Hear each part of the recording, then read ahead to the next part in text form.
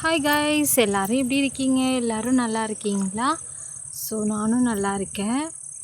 இன்றைக்கி என்ன vlog அப்படின்னு பார்த்தீங்கன்னா, நம்ம இப்போ நம்மளுடைய பெரியம்மா வீட்டுக்கு வந்திருக்கோம். ஸோ லைட் போட தான் நான் வந்தேன். லைட் போட்டாச்சு. வாங்க, உங்களுக்கு நான் இந்த இந்த இடத்த உங்களுக்கு நான் சுற்றி காட்டுறேன். ஆக்சுவலி வந்து பார்த்திங்கன்னா, இந்த பிளேஸில் ஆல்ரெடி நாங்கள் வந்துட்டு சோளம், உளுந்து இது எல்லாமே நாங்கள் போட்டிருந்தோம். அப்போ நான் சின்ன பிள்ளையாக இருக்கும்போது இங்கே தான் வந்து சோளம், உளுந்து இது எல்லாமே எடுப்போம். வீட்டில் வந்து அந்த ஆஃபலி அந்த மாதிரிலாம் லீவ் டைம்லலாம் ஃபுல்லாக நாங்கள் இங்கே தான் இருப்போம். ஸ்டார்டிங்லேயே உங்களுக்கு ஆல்ரெடி பழைய வீடியோ பார்த்தவங்களுக்கு தெரியும். நம்ம ஒரு வீடு கட்டிகிட்ருக்கோம்னு சொல்லிகிட்டு இருந்தோம். ஸோ ஆல்மோஸ்ட் வந்து வீட்டோட ஒர்க் எல்லாமே முடிஞ்சிருச்சு. இப்போ வந்து பார்த்திங்கன்னா, நிலம் வைக்கிற வேலை மட்டும்தான் இருக்குது. அப்படியே நிலையும் வச்சுட்டு ஒரு 10 டேஸில் வந்து பாலும் காய்ச்சிருவாங்க. ஸோ நிலம் எல்லாமே வந்து இறங்கிருச்சு ஃப்ரெண்ட்ஸ். மொத்தமாக வந்து பட்ஜெட் எவ்வளோன்னு சொல்லிவிட்டு நான் நெக்ஸ்ட்டு வீடியோவில் நான் உங்களுக்கு சொல்கிறேன். இல்லைனா நம்ம பால் காய்ச்சி முடிஞ்சதும் வேணால் நான் உங்களுக்கு இதோடைய பில் மொத்தமாக எவ்வளோ செலவாச்சு என்னன்ற டீட்டெயில்ஸ் மட்டும் நான் சொல்கிறேன். ஓகேவா? இது ஒரு சின்ன ஹாலு. ஏன்னா பெரியம்மாவும் பெரியப்பாவும் மட்டும்தான் இருக்க போகிறாங்க. இது பெரியம்மா அவங்களோட ரூமு.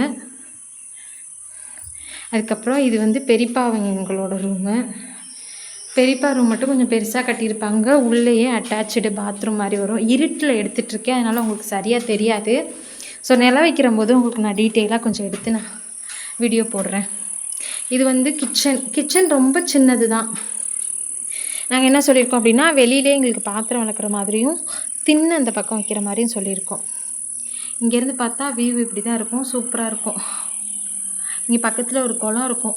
இதெல்லாம் சின்ன வயசில் நாங்களாம் விளையாண்ட குளம். ஆனால் இப்போ அது வந்து குடிக்கிற தனியாக மாற்றிட்டாங்க. இங்கே தான் நீச்சலே கற்றுக்கிட்டோம். ஓகே, வாங்க நம்ம போய் நம்ம என்னென்ன காய்கறிலாம் செடிலாம் வந்து வச்சுருக்கோம் அப்படின்னு சொல்லி உங்களுக்கு நான் காமிக்கிறேன். பார்த்தீங்களா, சூப்பராக இருக்குது. இந்த டவர் ப்ராப்ளம் வந்துருச்சு ஃப்ரெண்ட்ஸ். ஒரு 5-6 வருஷத்துக்கு முன்னாலே வந்துருச்சு.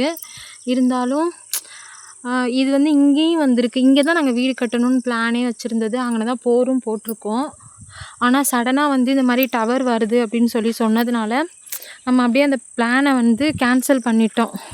இதுதான் வந்து ஃபஸ்ட்டு எங்கள் பெரியப்பா வந்து ஸ்கூலில் வந்து ஹெச்எம்மாக போயிட்டு சம்பளம் வாங்கினாங்களா, அந்த ஃபஸ்ட்டு சம்பளத்தில் வாங்கின இடம் இது. அப்போ 1993 அந்த மாதிரி டைமிங்கில் வந்து பார்த்திங்கன்னா கத்திரிக்காய் செடி தான் வச்சோம். கத்திரிக்காய்லாம் நல்லா சூப்பராக இருக்கும் கைஸ். நிறைய காயெலாம் காய்ச்சிருந்துச்சு. நிறையா பிடுங்கிட்டாங்க. இனிமேல் நிறையா இருந்துச்சு, இனிமேல் காணோம். யாராவது திருட்டுக்கோழிங்க வந்து பிடுங்கிருச்சுங்களா என்னன்னு தெரியல. அந்த பாருங்கள் இருக்கா, நல்லா பெருசாக இருக்கும். இதுக்கு வந்து எல்லாமே இயற்கை உரம் தான்.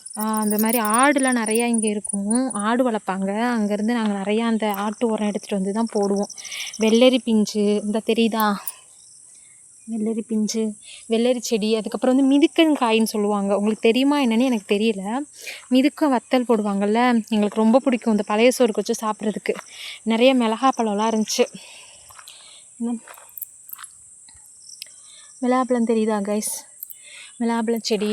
அதுக்கப்புறம் வந்து இந்த மாதிரி அகத்தி மரச்செடி, இது எல்லாமே இங்கே தான் வச்சுருப்போம். காலைல டெய்லி இங்கே தான் வந்துடுவோம். இங்கே வந்து ஏன்னா இப்போ அடிக்கிற வெயிலுக்கு தண்ணி அதிகம் விடணும்ல, அதனால வந்துட்டு டெய்லி காலையில் வந்து ஓஸ் எடுத்து செடிகளுக்கெலாம் தண்ணி போட்டு விடுவோம்.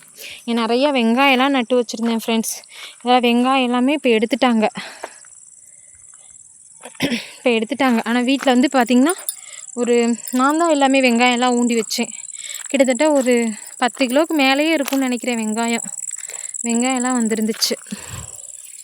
காய் பிடுங்கணும். நாளைக்கு தான் காய் பிடுங்கணும். நாளைக்கு வரணும். இன்றைக்கி சந்தை, அதனால் நாங்கள் சந்தைக்கு போகலை.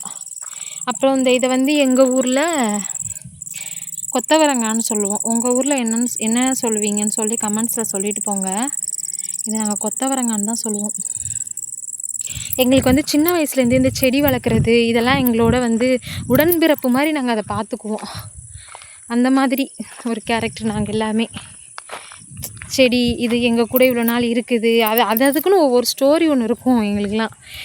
இங்கே ஒரு வாழை மரம் இருக்கா, அதை நெட்டுக்கு அங்கெல்லாம் வச்சுருப்போம். நாங்கள் அங்கெல்லாம் வாழை மரமாக தான் வச்சுருப்போம். இந்த சைடு ஃபுல்லாமே கண்டுக்கு தான் வச்சுருப்போம். சரி வாங்க, இனி அந்த லாஸ்ட் வரைக்கும் உங்களுக்கு நான் சுற்றி காமிக்கிறேன். அங்கே என்னென்ன செடி வச்சுருக்கோன்னு சொல்லி காமிக்கிறேன். இதெல்லாம் வந்து பார்த்திங்கன்னா, நாங்கள் இதெல்லாம் விளைய வைக்கிறோம் அப்படின்னா நாங்களே யூஸ் பண்ணிக்கிற மாட்டோம். கிராமத்தை பொறுத்தளவுக்கு என்ன அப்படின்னா, ஏதோ ஒன்று நம்ம வீட்டில் பண்ணுறோம் அப்படின்னா நம்ம வீட்டை சுற்றி இருக்கிறவங்களுக்கு எல்லாருக்குமே வந்து ஷேர் பண்ணுவோம். நான் சின்ன பிள்ளையாக இருக்கும்போதெல்லாம் எங்கள் வீட்டில் எப்போயாவது ஒரு டைம் தான் இட்லி போடுவாங்க. இட்லி இந்த மாதிரி பணியாரம் அந்த மாதிரிலாம் செய்வாங்க. எனக்கு ஞாபகம் இருக்குது, எங்கள் வீட்டில் பணியாரம் சுட்டாங்க அப்படின்னா நாங்கள் போயிட்டு ஒரு 10 வீட்டுக்காவது கொடுத்துட்டு வருவோம். அதுவும் எப்படி தெரியுமா, 5 பணியாரம் 6 பணியாரம்லாம் இருக்காது, ஒரு பெரிய பாத்திரம் இருக்கும். அந்த பாத்திரம் நிறையா கொண்டு போய் கொடுத்துட்டு வருவோம். அவ்வளோ தூரம் அள்ளி அள்ளி நிறையா வைப்போம். அப்போனா பார்த்துக்கோங்க எவ்வளோ தூரத்துக்கு பணியாரம் போடுவோம் அப்படி. அவ்வளோ பணியாரத்துக்கு மாவு போடுவாங்க. கிட்டத்தட்ட ஒரு படி கிட்ட அரைப்பாங்க. அதை அரைச்சி காலையில் வெள்ளை நினச்சி பணியாரம் ஊற்றுனாங்கன்னா ஒரு பாத்திரம், இங்கே வந்து குண்டான்னு சொல்லுவாங்க, அந்த குண்டா நிறையா அள்ளி அள்ளி வச்சு கொண்டு போய் ஒரு 4-5 வீட்டுக்கு கொடுத்துட்டு வந்துடுவோம். சேம் அவங்க என்ன பண்ணுவாங்க தெரியுமா, அவங்களும் இட்லி இந்த மாதிரி தோசை ஏதாவது செஞ்சாங்கன்னா நம்ம வீட்டுக்கு வந்து கொடுப்பாங்க. இன்னிமே வந்து கிராமத்தில் இப்படி தான் நடந்துக்கிட்டு இருக்கு. ஒரு சிலர் வந்து மாறிட்டாங்க, ஆனால் நாங்களாம் அப்படிலாம் இன்னும் மாறவே இல்லை.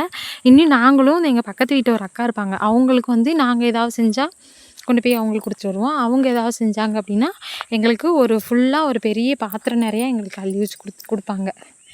இங்கெல்லாம் அப்படி தான் பண்ணுவோம். நிலா அழகாக இருக்குல்ல. இங்கே பாருங்கள், அந்த ரெட் கலரில் இருக்கிற அந்த வானத்தோட அழகு சூப்பராக இருக்குல்ல, அந்த ஈவினிங் வியூவு. ஓகே வாங்க, டெய்லியும் காலையில் இதுக்கு தண்ணி எடுத்து கொண்டாந்து ஊற்றுறதா நம்மளுடைய வேலையே. இருட்டிருச்சு ஃப்ரெண்ட்ஸ். இப்போ தான் வந்து ஹாஸ்பிட்டல் போயிட்டு இப்போ தான் வந்தோம். சரி லைட் போட வந்தேன்னா சரி ஒரு வாக்கில் அப்படியே வீடியோ எடுத்துகிட்டு போயிடலாம், ரொம்ப நாள் ஆச்சு வீடியோ போட்டு அப்படின்னு. இது வந்து பீர்க்கங்காய் செடி இருக்கா, இதுக்கெல்லாம் டெய்லியும் காலைல வந்து தண்ணி ஊற்றுவேன்.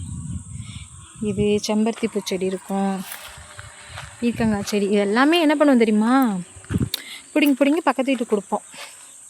பக்கத்து வீட்டுக்கு ஃப்ரெண்ட்ஸ் இந்த மாதிரி இருக்காங்கள்ல, அவங்க எல்லாருக்குமே.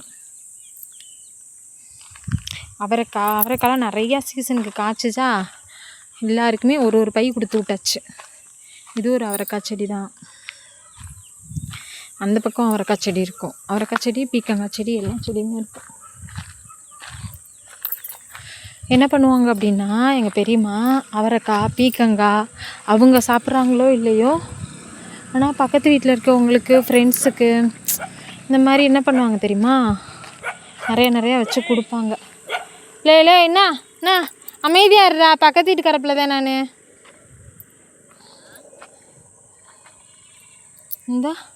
இந்த பூ சூப்பராக இருக்கும். இங்கேயுமே வந்து கனகாம்பர பூச்செடி தான். அவ்வளோதான் ஃப்ரெண்ட்ஸ்.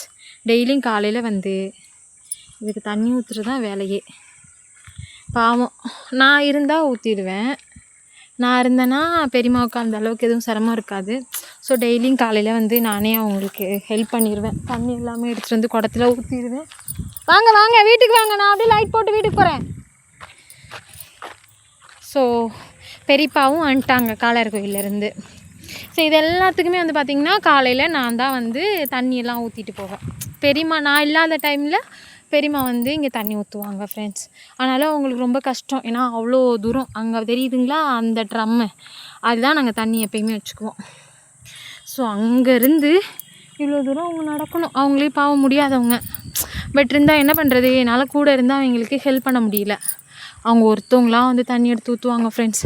ஆனால் இங்கே எல்லாமே விளையிறது எல்லாமே என்ன பண்ணுவாங்க அப்படின்னா பக்கத்து வீட்டுக்கு தான் ஷேர் பண்ணுவாங்க. அவங்க அதாவது நம்மளுக்கு இல்லைனாலும் பரவாயில்ல, அடுத்தவங்களுக்கு கொடுக்கணும், ஹெல்ப் பண்ணணும், அந்த மாதிரி ஒரு மைண்ட் செட் உள்ளவங்க அவங்க. பார்த்திங்கன்னா பக்கத்துலேயே ஒரு பிள்ளையார் கோயில் இருக்கும், அது இன்னும் கொஞ்சம் கட்டாமல் தான் வச்சுட்ருக்காங்க. சூப்பராக இருக்கா. நம்ம வீடு, நம்ம தோட்டம், இதெல்லாம் எப்படி இருக்குதுன்னு சொல்லிவிட்டு கமெண்ட்ஸில் வந்து சொல்லிட்டு போங்க கைஸ். உங்களுக்கு பிடிச்சிருக்கான்னு சொல்லுங்கள். மறக்காமல் சேனலை சப்ஸ்கிரைப் பண்ணி வச்சுக்கோங்க. நம்ம வீடியோ பிடிச்சிருந்துச்சின்னா லைக் பண்ணிக்கோங்க. ஓகே, டாட்டா பாய். இன்னொரு வீடியோவில் சந்திக்கலாம். பாய்.